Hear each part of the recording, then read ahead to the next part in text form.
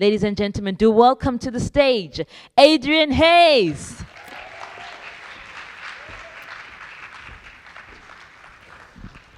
Leadership. Leadership is a topic that has been the subject of around 57,000 books when I last checked. The 7 Habits of Highly Effective People, the 10 Attributes of a Great Leader, the 20 Skills of Leadership, and plenty more all around the world. There are about 50,000 leadership coaches operating in the world today. I'm one of them. When I last looked, I was ranked 49,550, but I'm getting better. There are no shortage, tens of thousands of leadership courses, open courses on offer in universities and colleges and other organizations around the world also. And it has never been more highly promulgated in HR departments, L&D departments, through industries and companies on all sectors across the world in addition. In short, leadership has been done to death. And yet, it is arguably, or we are arguably, experiencing the greatest or the weakest leadership we have seen in a generation. Now that's a provocative statement, I know, but maybe sometimes we need to be provocative to get us out of our malaise and our status quo and actually shake things up. I'll say this again, that arguably we are experiencing the weakest leadership we have seen in a generation. Now you may think I'm referring solely to politicians. And yes, it's true that trust in our political classes has rarely been at such an all-time low. But the concern goes deeper than that. We see this dearth of leadership in our organizations, in our companies, in our civil servants, in our military services, in charities, even in our military, which I was a part of for a decade. In short, leadership seems to become engulfed in a grandstanding, virtue signaling, hype, showboating world rather than the effective and real leadership that we need today. Now, why is this? Why is this?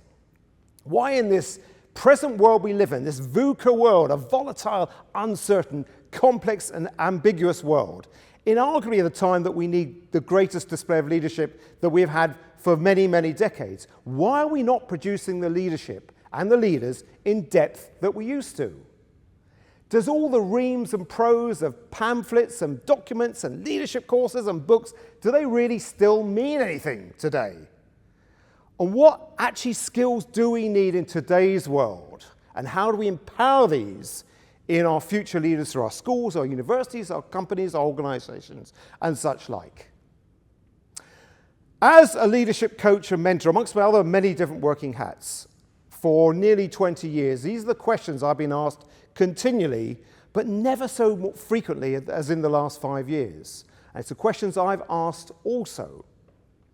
And in my view, of all the attributes and skills of leadership and leaders, which we can name 50, 60, 70, 80, 100, one skill stands out in my opinion, and that is the skill of sound judgment.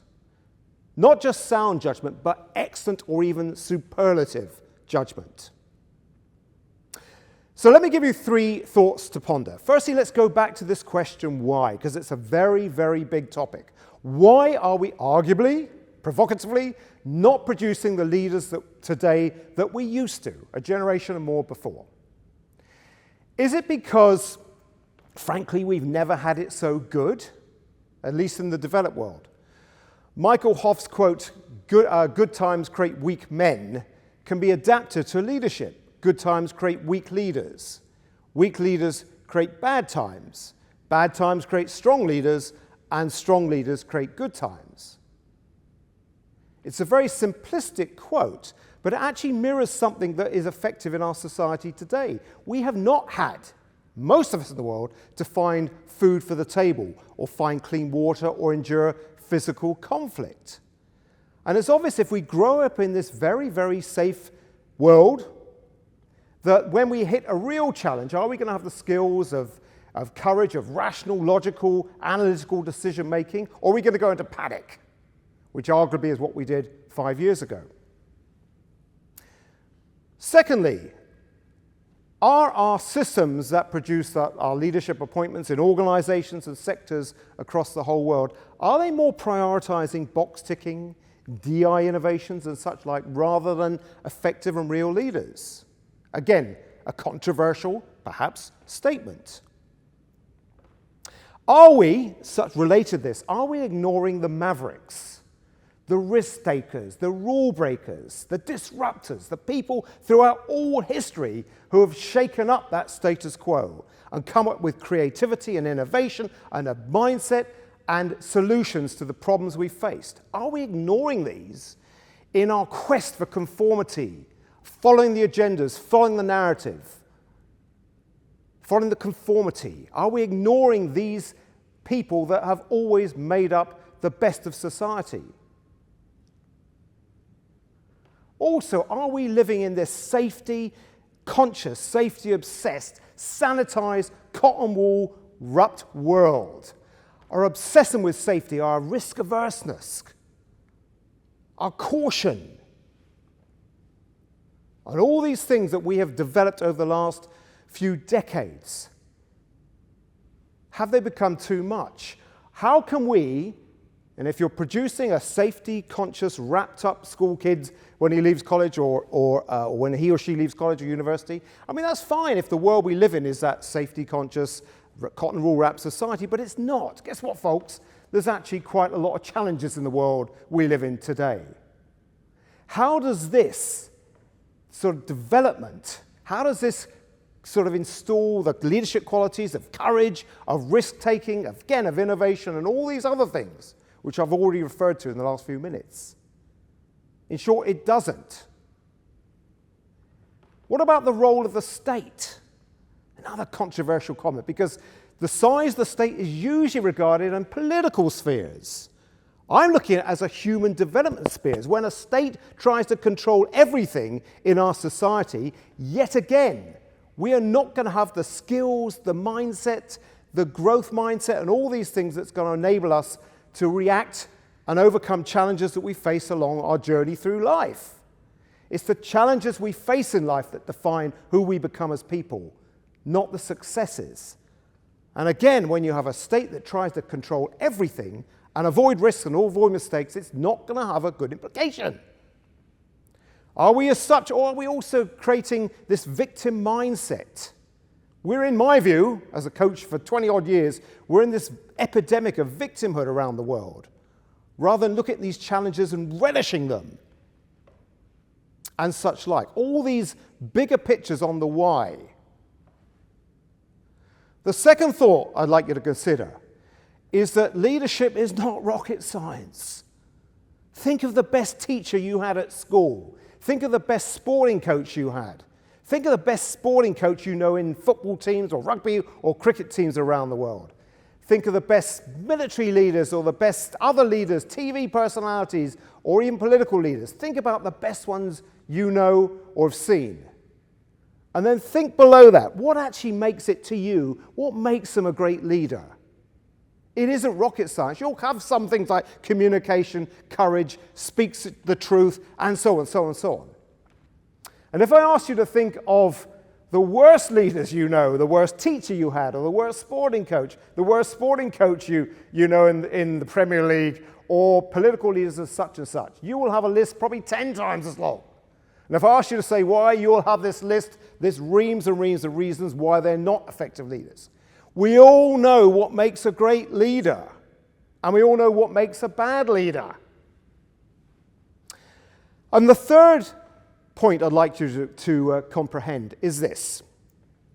There are no solutions, there are only trade-offs. Let me repeat that again.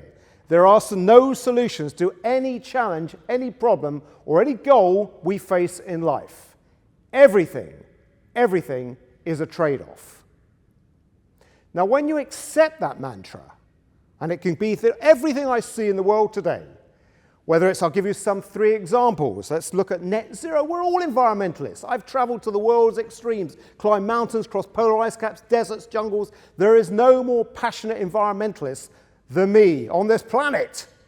But when I look at the single risk, single issue, and single solution that is climate change, carbon dioxide, and net zero, there are implications on an unsustainable or an unrealistic path to this goal. The implications are trade-offs to our economies, to our societies, and even to our other environmental obstacles and challenges that we face in life as well. AI is a fantastic thing. It's coming in. It's got masterly benefits for business, for technology, for science, for medicine, and everything. But there will be trade-offs. There already is to society in the case of jobs or even our own personal development, and also even on the environmental stage, particularly the amount of water AI uses. And what about another controversial issue? Immigration. Immigration's a fantastic thing. All of us in this room will agree that immigration enriches a society, a culture, and all these things, but when it's unsustainable, it will have many, many trade-offs on our economics, okay, on particularly GDP per capita, on our society, on our infrastructures, and our environment as well. Let me repeat again, that everything is a trade-off. So what that requires then, if you accept this mantra and you are a leader, and it may not be geopolitical issues, it may be simply ones in your company, about thinking about taking over another company, about launching a new product, a new service, different ways of doing things, all these things will have trade-offs. But when you accept this mantra, you will do a proper risk analysis, cost-benefit analysis, impact analysis, and so on, so on. And when you've done that, then you have that skill that I say is the most essential skill of all, of that excellent judgment to make that decision and then communicate it effectively to others.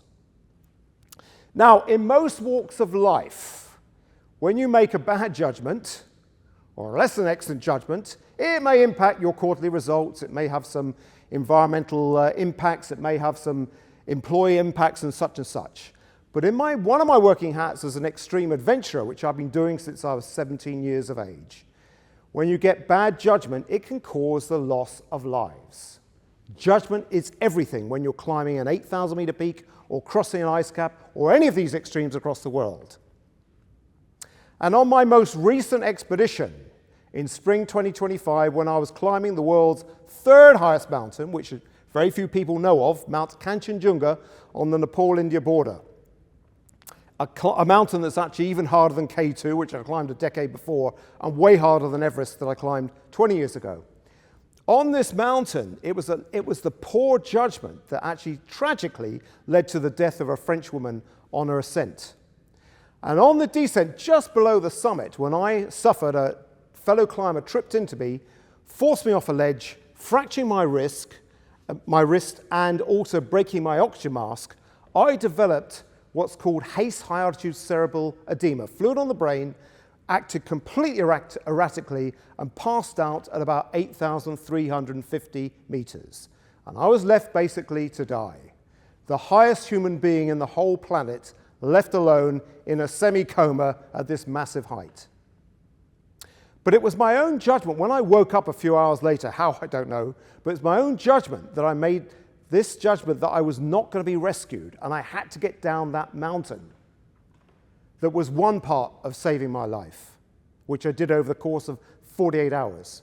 And the second one was the judgment of one Sherpa alone, who was taking oxygen up to Camp 4.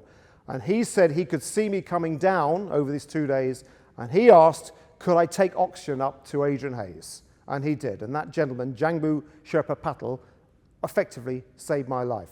2 judgment calls that actually helped save me and are why I'm here today, albeit with frostbite still on my fingers and wearing my Glastonbury sandals on my toes because they're so still swollen. But putting these all in perspective, it was that from my own side, it was that experience that I had that I knew I had to get down the mountain. And one of the quotes I use a lot in my work is that one of success is usually the result of good judgment. Good judgment is usually the result of experience. Experience is usually the result of bad judgment. It's the mistakes and the judgment calls, the ones we get wrong, that really create that experience, which is so important to getting that excellent judgment in our leaders. At the end of the day, putting this all together, there's probably the greatest quote I know of leadership today is one attributed to Marcus Buckingham, which is leaders promise a better future. Whether it's 5 seconds on an emergency situation on a train, whether it's a halftime of a football match or any sporting match, whether it's a quarterly impact of a new sort of CEO coming in, whether it's a generation, whatever it is, whether it's seconds, minutes, months, years, or generations, it's all about promising a better future. Leadership is all about the future. The past doesn't matter. It's about the future. But I would adapt that quote of Marcus's slightly to this one. Leaders promise and deliver a better future. We've all seen leaders that promise the earth, overpromise and underdeliver. It's about that delivering that makes it true, authentic and ethical. And once you've got that in place, and putting this all together now, about stepping out of our comfort zones, taking risks, getting that experience, making those judgment calls, that, to me, is what makes leadership today. Leadership and leaders. It's not rocket science, but it just needs a little bit of thought outside our comfort zones, a little bit of provocative thinking, bit of risk-taking, bit of disrupting, and really taking these concepts and all the other attributes of great leaders and installing them in our school children, in our colleges, in our universities, and such like. The criticism of our education establishments these days is that we are teaching young people what to think instead of how to think. And it's that how to think which is the critical factor that will make a great leader in the future. Thank you very much.